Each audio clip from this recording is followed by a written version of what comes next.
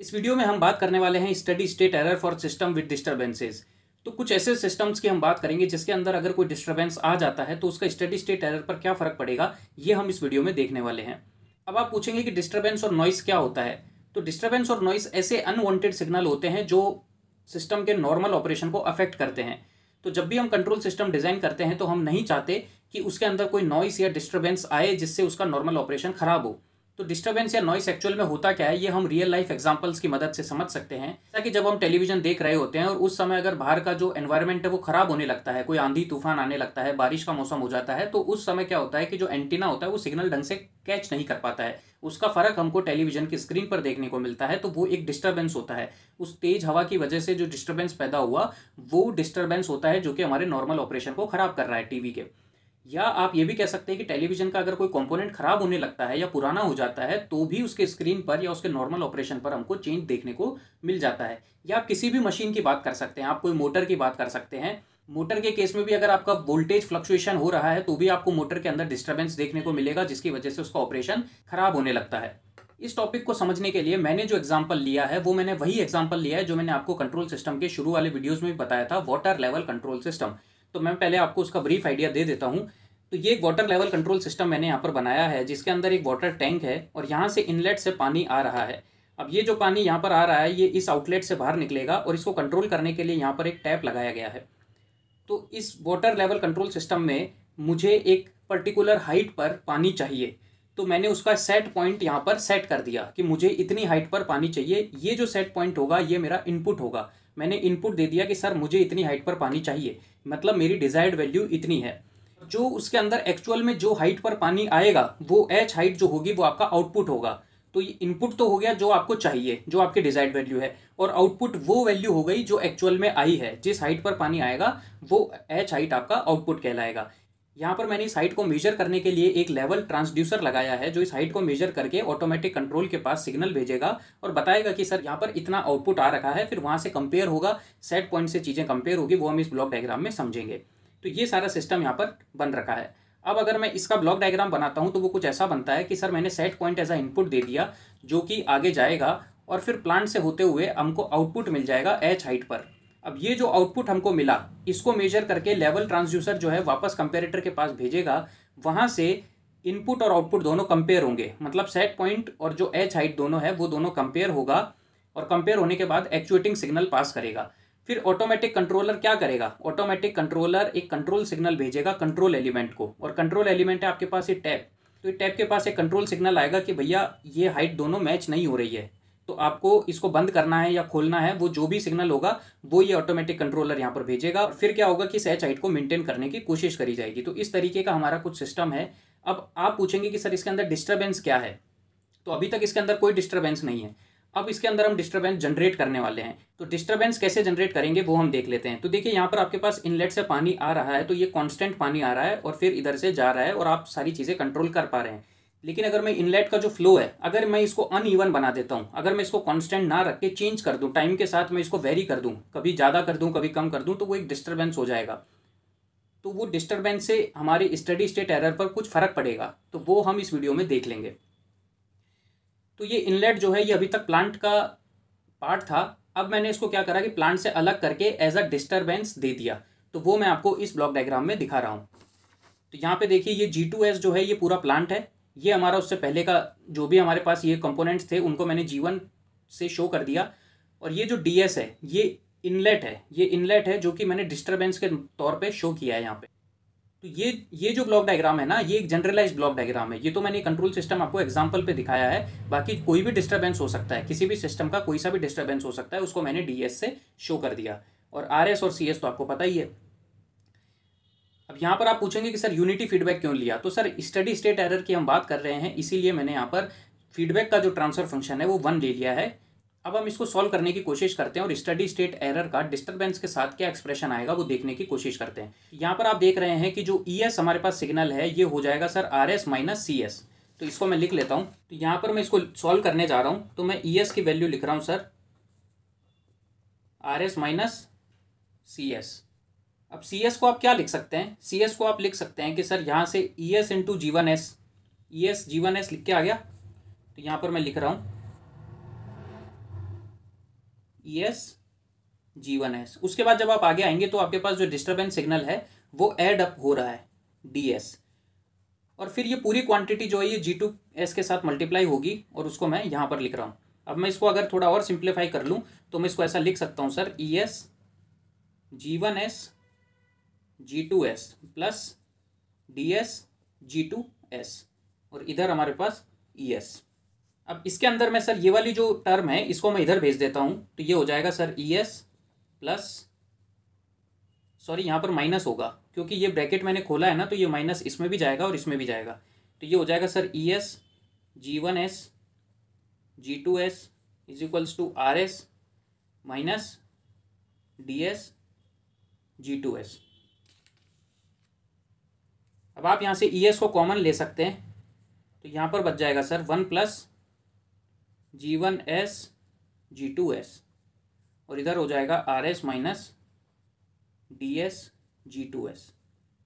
अब आप अगर इस टर्म को इन दोनों के नीचे भेज देंगे तो ये कुछ ऐसा एक्सप्रेशन बन के आएगा, RS upon 1 plus G1S G2S minus DS G2S upon 1 plus G1S G2S। अब हमको क्या करना है सर, हम स्टडी स्टेट एरर की बात कर रहे हैं तो हमको यहाँ पर फाइनल वैल्यू थ्योरम लगानी पड़ेगी, तो हम यहाँ पर फाइनल वैल्यू थ्योरम लगाने जा रहे हैं, अप्लाइंग फाइनल वैल्यू थ्योरम। तो फाइनल वैल्यू थ्योरम जब हम लगाते हैं तो हम क्या करते हैं, ई इन्फिनिटी, या हम इसको ESS भी लिख सकते हैं। तो ESS की वैल्यू क्या होगी, limit S tends to 0 S dot ES। अब ये ES जो है ये पूरी क्वांटिटी है, तो S डॉट ES में ये पूरी क्वांटिटी यहाँ पर आ जाएगी, तो आप इसको ऐसा लिख सकते हैं, limit S tends to 0 S dot,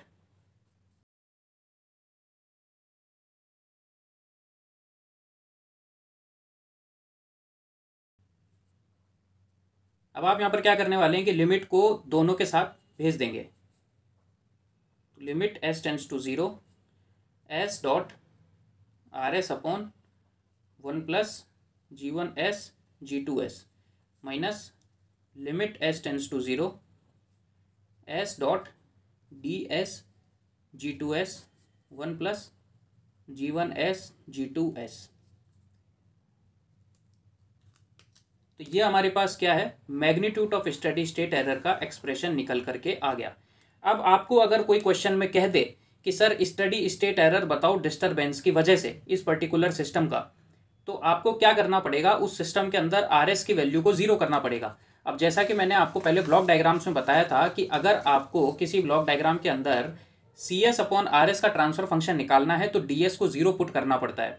तो ऐसे केस में आप क्या कर रहे होते हैं कि DS को कांस्टेंट बना रहे होते हैं, मतलब आप डिस्टरबेंस को कांस्टेंट बना रहे हो आप। अब जैसे इस एग्जांपल की अगर हम बात करें तो यहाँ पर जो DS है वो इनलेट है, तो इनलेट को 0 नहीं कर सकते हैं, मतलब आप इनलेट को हटा नहीं सकते हैं, सिस्टम से हटाना नहीं है। DS को 0 करने का मतलब ये नहीं है कि आप इनलेट को रिमूव कर दिए सिस्टम से, नहीं, इसका मतलब है कि जो इनलेट की वजह से जो डिस्टरबेंस पैदा हो रहा है उसको मैं 0 कर रहा हूँ, उसका इफेक्ट खत्म कर रहा हूँ।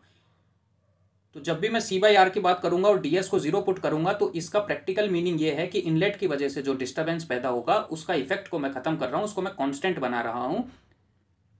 और जब मैं C/D निकालूंगा तो मैं RS को 0 पुट करूंगा। अब RS क्या है, यहाँ पर सेट पॉइंट है, तो सेट पॉइंट जो हमारी डिजायर्ड वैल्यू है उसको हम हटा नहीं सकते हैं। ऐसा नहीं है कि हमने सिस्टम में सेट पॉइंट ही नहीं रखा, नहीं, सिस्टम में सेट पॉइंट तो रखा है लेकिन उसको हम बार बार चेंज नहीं करेंगे। RS को 0 पुट करने का मतलब ये है।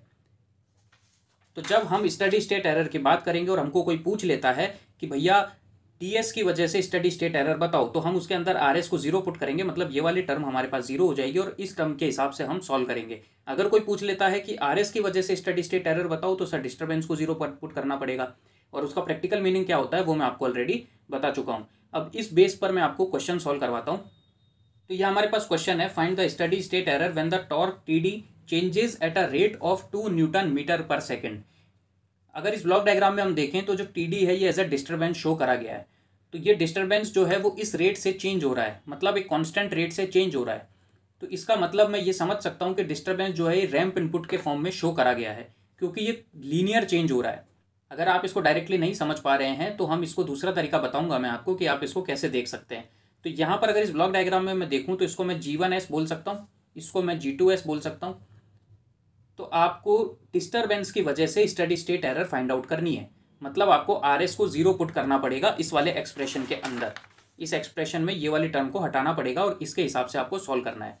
तो मैं इसको लिख लेता हूँ सर। तो जब मैंने इसको लिखा तो ई एस एस हो जाएगा minus limit S tends to 0 S dot D S G2S upon 1 plus G1S G2S। अब यहाँ पे जो ds है उसकी वैल्यू आपको दे रखी है 2/s²। अब ये मैंने कैसे लिखा ये मैं आपको बताने वाला हूँ, क्योंकि मुझे पता है कि ये रैंप इनपुट है तो इसलिए मैंने इसको 2/s² लिखा है। अब आपको कैसे पता चलेगा कि रैंप इनपुट है? अगर आप डायरेक्टली इसको यहाँ से नहीं पढ़ पा रहे हैं तो आप कैसे पता करेंगे वो मैं अभी आपको बताता हूँ। सर G1S की वैल्यू अपने को दे रखी है 2/s, G2S की वैल्यू दे रखी है 10/s+5। जब भी हम स्टडी स्टेट एरर की बात करते हैं और हमको सिस्टम का टाइप पता करना होता है तो हम उस सिस्टम का ओपन लूप ट्रांसफर फंक्शन निकाल लेते हैं। तो ओपन लूप ट्रांसफर फंक्शन इस सिस्टम का अगर हम निकालेंगे तो हम क्या करने वाले हैं सर? G1S इंटू G2S करने वाले हैं, क्योंकि जो फीडबैक है वो तो यूनिटी है ना, तो इसलिए G1 G2 हमने कर लिया और वो हमको करने पे मिला 2 × 20/s × s+5।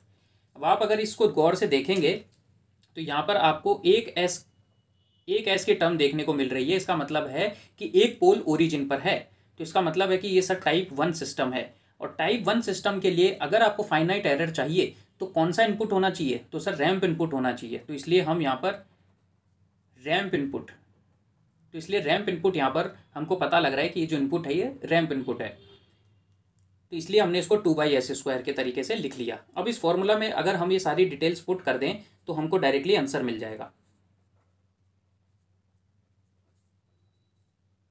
2/s² और G2 की वैल्यू आपके पास है 10/s+5। नीचे आप ये वाली वैल्यू पुट कर देंगे 20/s × s+5। अब आप अगर यहाँ पर सॉल्व करेंगे तो एक s की टर्म से एक s की टर्म कैंसिल आउट हो जाएगी और ये वाला जो s बचेगा इसको आप नीचे भेज देंगे।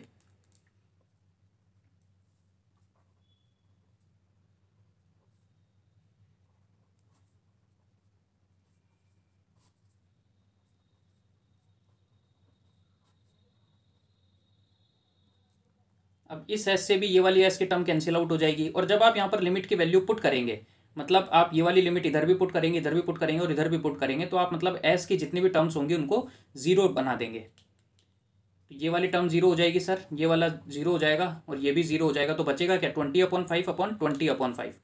तो ये हो जाएगा सर -20/5/20/5। तो ये अल्टीमेटली बन जाएगा -1।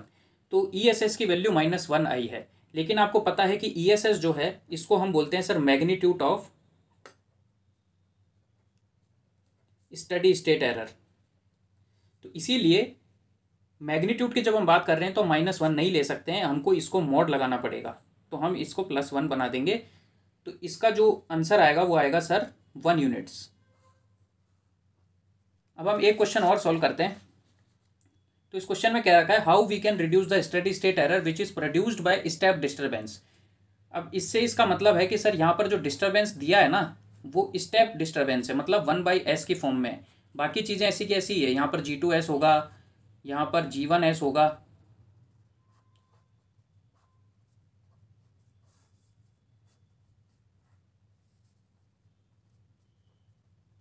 तो इस तरीके से आपका ये सिस्टम है जिसके अंदर स्टेप डिस्टर्बेंस दिया गया है। तो आपसे ये क्वेश्चन में ये पूछा गया है कि जब स्टेप डिस्टर्बेंस दिया गया है तो स्टडी स्टेट एरर को हम रिड्यूस कैसे कर सकते हैं, और उसके 4 ऑप्शन आपको यहाँ पर दिए गए हैं। तो सर डिस्टर्बेंस का फॉर्मूला लिख लीजिए अगेन।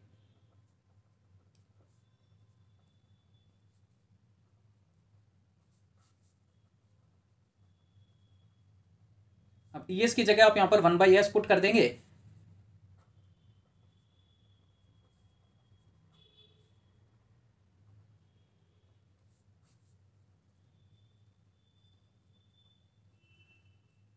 तो इससे ये कैंसिल आउट हो जाएगा। तो अब अब आपके पास यहाँ पर बचेगा क्या? Limit s tends to 0 G2S upon 1 plus G1S G2S। आपको यहाँ पर कोई ट्रांसफर फंक्शन तो दिया नहीं गया है ना, डायरेक्टली कोई वैल्यूज तो दी नहीं गई है। तो आप यहाँ पर थोड़ा सा दिमाग लगाइए। जब आप लिमिट की वैल्यू पुट करेंगे, मतलब s टेंस टू 0 पुट करेंगे, तो यहाँ पर इस G2S के अंदर जो भी S की टर्म्स होंगी वो जीरो हो जाएगी, उसी तरीके से G1 की जीरो हो जाएगी, G2 की जीरो हो जाएगी। तो ऊपर बचेगा क्या सर? कांस्टेंट टर्म बचेगी, जो भी इस वाले ट्रांसफर फंक्शन में कांस्टेंट टर्म्स होंगी वो बच जाएंगी, उसी तरीके से नीचे भी कुछ कांस्टेंट टर्म बच जाएगी।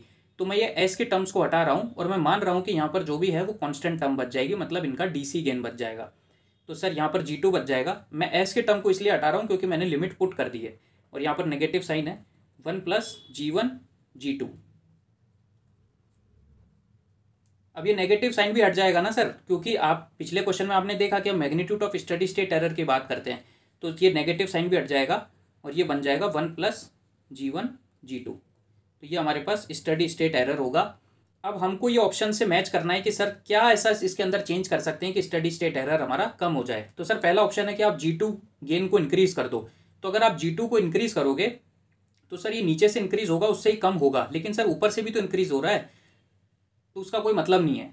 दूसरा आपके पास ऑप्शन है G1 G2 को इंक्रीज कर दो। तो सर G1 G2 को इंक्रीज करोगे तो अल्टीमेटली G2 तो इंक्रीज हो ही रहा है ना, और ऊपर से भी इंक्रीज हो रहा है। चौथा ऑप्शन है बाय रिमूविंग द फीडबैक। अगर आप इस फीडबैक को ही हटा दो तो एरर रिड्यूस हो सकती है क्या? तो सर ये तो बिल्कुल ही गलत बात है, क्योंकि फीडबैक तो लगाया इसलिए ताकि हम एरर पता कर सकें, एरर रिड्यूस कर सकें। तो फीडबैक लगाने से तो उल्टा हम एरर कम करते हैं। अगर फीडबैक को हटा देंगे तो एरर की बात ही नहीं होगी sir. Open loop control system में क्या एरर, उसमें तो जो आ गया वो आ गया। तो इसीलिए जो थर्ड ऑप्शन है कि अगर हम G1 को इंक्रीज कर दें, अगर हम G1 की वैल्यू को इंक्रीज कर दें तो यहाँ पर सर एरर रिड्यूस हो जाएगी, क्योंकि नीचे वाली टर्म बढ़ेगी तो ओवरऑल टर्म रिड्यूस होगी, तो मतलब एरर रिड्यूस हो जाएगी। तो by increasing the DC gain of G1S we can reduce the steady state error. तो ये टॉपिक कंप्लीट हो गया। मैं उम्मीद करता हूँ कि आपको इस टॉपिक से कुछ समझ में आया होगा। अगर आपको अच्छा लगा हो तो आप वीडियो लाइक कर सकते हैं। तो इस वीडियो का डिस्क्रिप्शन आप जरूर देख लेना, वहाँ पर मैंने कुछ इंपॉर्टेंट लिंक शेयर करे हैं जो आपके काम आ सकते हैं।